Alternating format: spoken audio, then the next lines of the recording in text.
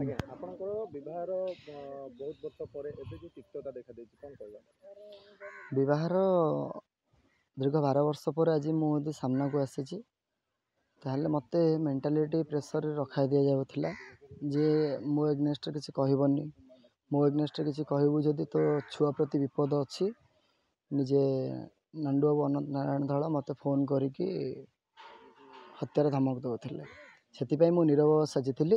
କିନ୍ତୁ ଆଜି ମୁଁ ଏଥିପାଇଁ ସାମ୍ନାକୁ ଆସିଛି ଯେହେତୁ ସତ୍ୟାସତ୍ୟଟା ମୁଁ କହିବି। ଯାହା ବି ହେଇଯାଉ ମୋ ଜୀବନ ପ୍ରତି ଯାହା ବି ବିପଦ ଥାଉ, ଯାହା ବି ହଉ, କିନ୍ତୁ ମୁଁ ସତ୍ୟଟା ସାମ୍ନାକୁ ଆଣିବା ପାଇଁ ଚାହିଁବି। କେତେ ଦିନ ଆଉ ନୀରବ ରହିବି ଆଜ୍ଞା। ଏହାପରେ ଆଇନର ଆଶ୍ରୟ କାହିଁ ନେଇନଥିଲେ? ଯେହେତୁ ଏତେ ବର୍ଷ ହେଇଗଲାଣି ବିବାହ ହେବାର ନା ଆଇନର ଆଶ୍ରୟ ଏଥିପାଇଁ ନେଇନଥିଲି ଯେହେତୁ 10 ବର୍ଷ 8 ବର୍ଷ ପୂର୍ବେ ଗୋଟେ ଘଟଣା ଘଟିଥିଲା ଯେଉଁଥିପାଇଁ ଆମ ଗାଁରୁ କିଛି ମୁରବୀ ଆଉ ଗୁରୁଜନ ମାନେ ବସିକି ଲେଖାପଢ଼ା ହେଇଥିଲା। ସେଥିପାଇଁ ମୁଁ ଆଇନର ସହାୟତା ନେଇନଥିଲି, ସିଏ ବି ନିଜେ ଲେଖିଥିଲେ। ସେଟା କ'ଣ କାର୍ଯ୍ୟକାରୀ ହେଲା ନାହିଁ? ନା, କାର୍ଯ୍ୟକାରୀ ହେଲାନି। ସେଥିପାଇଁ ତାପରେ ମଧ୍ୟ ଆପଣ କିଛି ଆକ୍ସନ୍ ନେବା କଥା କିମ୍ବା ଆକ୍ସନ୍ ନେବା କଥା ବୋଲି ମୁଁ ସାଇଲେନ୍ସ ରହିଥିଲି। ମୋତେ ନିଜେ ସୋନାଲି କୁହେ ଯେ ଯେଉଁ ଆଜି ସୋନାଲି କହୁଛନ୍ତି ତା ନାଁ ହେଉଛି କାଗଜି ମୋତେ କୁହେ ଯେ ନାଇଁ ଆମର କେଉଁଥିରେ ମୁଣ୍ଡ ପୁରେଇବାର କିଛି ଆବଶ୍ୟକତା ନାହିଁ। ଯେହେତୁ ପୁଅ ପ୍ରତି ବିପଦ ଅଛି, ତୁମ ପ୍ରତି ବିପଦ ଅଛି, ତୁମେ ଟିକେ ଖୁସିରେ ରୁହ। ବାସ୍ ମୋ ଜୀବନ ଯାହା ହେଇଯାଉଛି ହେଇଯାଉ। ମୁଁ ଏଠି ବହୁତ ନିର୍ଯାତନା ସହୁଛି, ବହୁତ ଅତ୍ୟାଚାର ସହୁଛି। ଏଇଟା ହିଁ ସ୍ପଷ୍ଟ ସତ କଥା।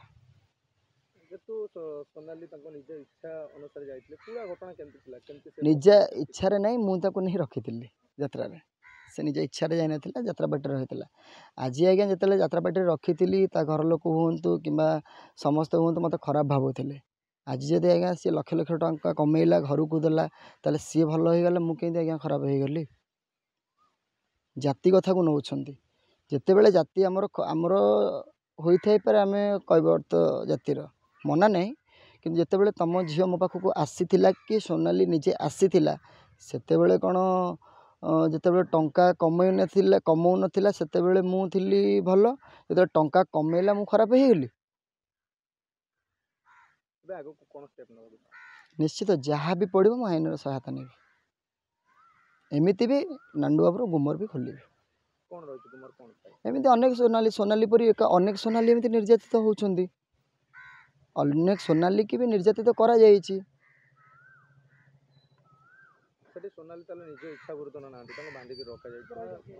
ଆଜ୍ଞା ଏଇଟା 100% ସତ କଥା ଯେ ତା ଇଚ୍ଛା ଶକ୍ତିରେ ସେ ନାହିଁ, ତାକୁ ବାନ୍ଧିକି ରଖାଯାଇଛି। କିନ୍ତୁ ଆଜି ନ ହେଇଛି କାଲି ଆର ଖୋଲାସା ବାହାରିବ ଯେ ମୁଁ ମିଛ କହୁଛି କି ସିଏ ମିଛ କହୁଛି, କି ନା ତାକୁ ମିଛ କହିବାକୁ ବାଧ୍ୟତା କରାଇ ଦିଆଯାଇଛି। ଏଇଟା ଆଜ୍ଞା ସମ୍ପୂର୍ଣ୍ଣ ମିଥ୍ୟା। ମୁଁ କାହାକୁ ମ୍ୟାରେଜ୍ କରିନାହିଁ। ଯଦି ବି ମୁଁ ମ୍ୟାରେଜ୍ କରିଥାନ୍ତି ତାହେଲେ ମୋ ଛୁଆକୁ ତ ମାଆ ମିଳିପାରିଥାନ୍ତା। ତାହେଲେ ଆଜି ମୋ ଛୁଆ କାହିଁକି ଆକଳ ବିକଳ ହେଉଛି ଯେ ତାର ମାଆର ସାହାରା ଦରକାର ବୋଲି? ଆଜ୍ଞା ସମ୍ପୂର୍ଣ୍ଣ ମିଥ୍ୟା। ଯଦି ତାଙ୍କ ପାଖରେ ସିଏ ଯଦି ମୋତେ କାଉଣ୍ଟର କରୁଛନ୍ତି କି କହୁଛନ୍ତି ଯେ ମୁଁ ମ୍ୟାରେଜ୍ କରିଛି କି କ'ଣ କରିଛି କି ମୋ ସ୍ତ୍ରୀ ଅଛି କିମ୍ବା ନହେଲେ ଯାହା ବି କହିଛନ୍ତି, ତାର ସିଏ ସ୍ପଷ୍ଟ ପ୍ରମାଣ ଦିଅନ୍ତୁ।